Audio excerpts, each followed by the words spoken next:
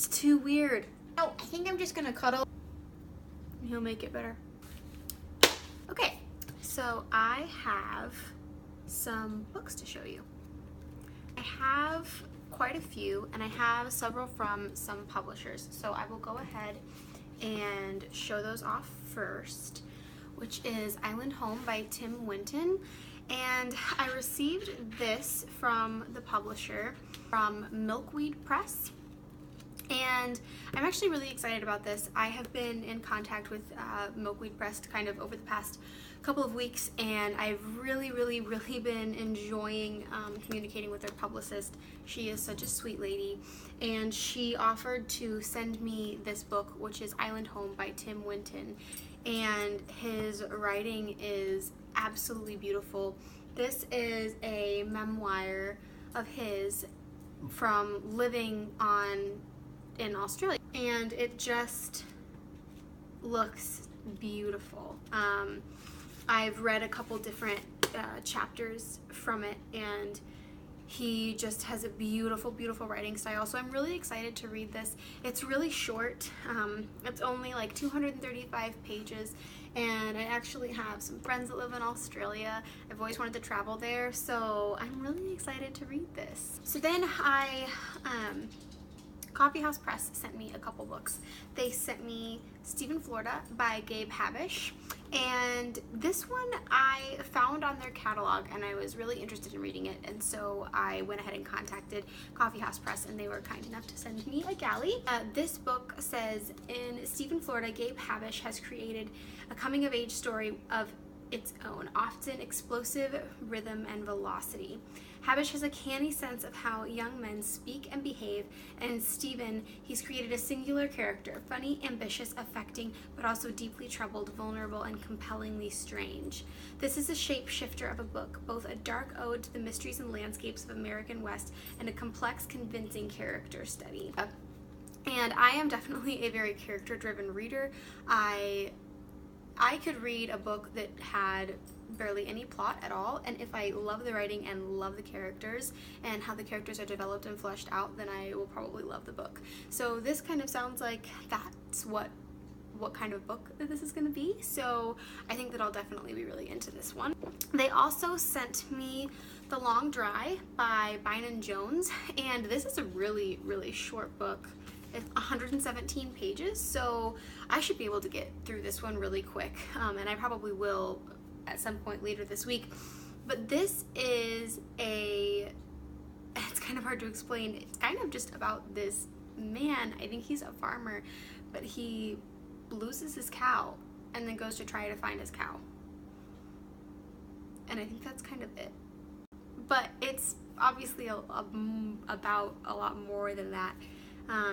And the writing is just beautiful. I'll probably get through it really quick.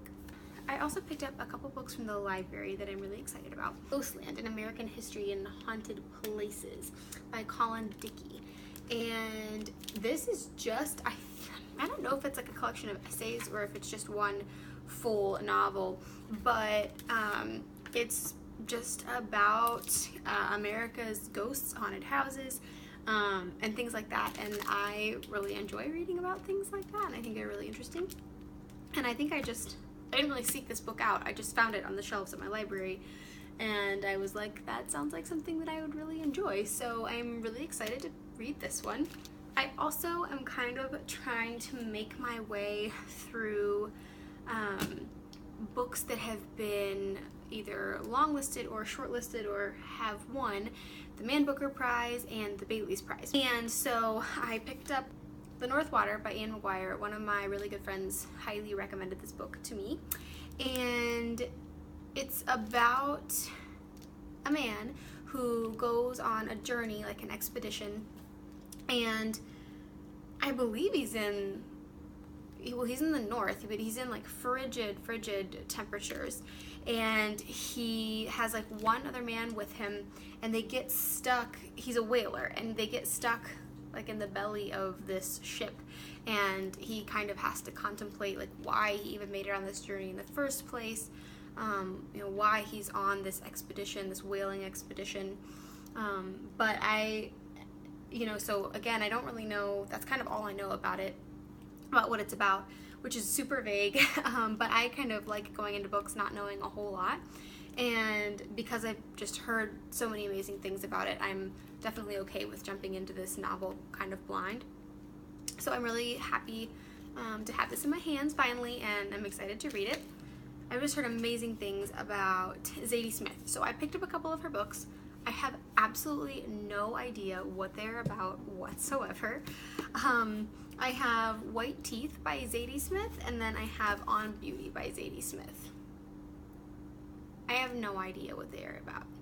I also picked up Furiously Happy by Jenny Lawson. Again, I've heard nothing but amazing things about this book. Well, okay, I guess that's not true. I have a friend who also deals with some similar,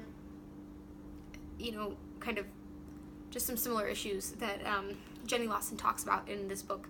And she said that she didn't really feel like they were things that should be made light of.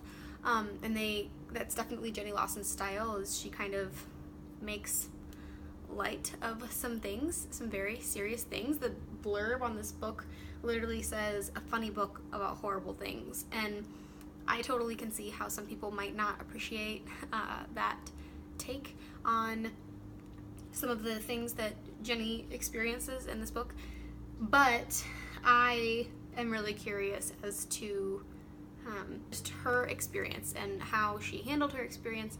And mental illness and things like that are subjective, and everybody experiences them differently, and so this seems like it's a very refreshing and different take on mental illness and the things that you experience when you deal with the kind of things that Jenny Lawson dealt with. And so I'm really excited to read this for kind of just a new perspective.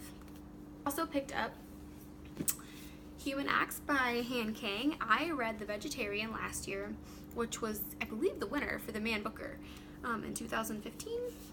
I could be completely wrong about that, but I do know that it was at least shortlisted for the Man Booker Prize. But anyway, so I got Human Acts by her just because I actually, again, I have no idea what it's about. I do like to go into my books kind of blind, but I really enjoyed The Vegetarian, and so I wanted to pick up her other book, Human Acts. And I've heard several other people on BookTube that I really like say either good things about this book or just that they wanted to read it also. So I am excited to pick this one up. I don't know when I will, but I'm happy to have it in my hand. And then I am currently reading, I just thought that I would show this book off because I'm obsessed with it, but I'm currently reading The Raven Boys by Maggie Stiefvater, and I don't know what took me so long to read the series. It is so flippin' good. I love this book so much. I am just a little over halfway through.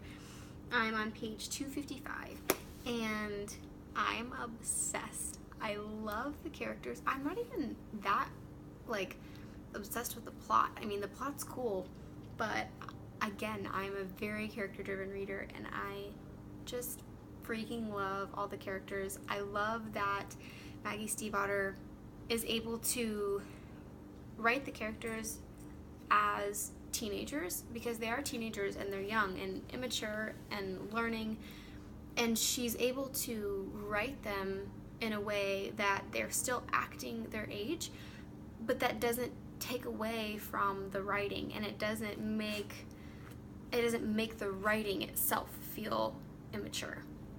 And I really, really like that, and I think that definitely is indication of an excellent writer. So I am really excited to finish this. I'm probably gonna go finish that right now. So yeah, that is all I have for today's video, and I hope you enjoyed my really awkward first YouTube video.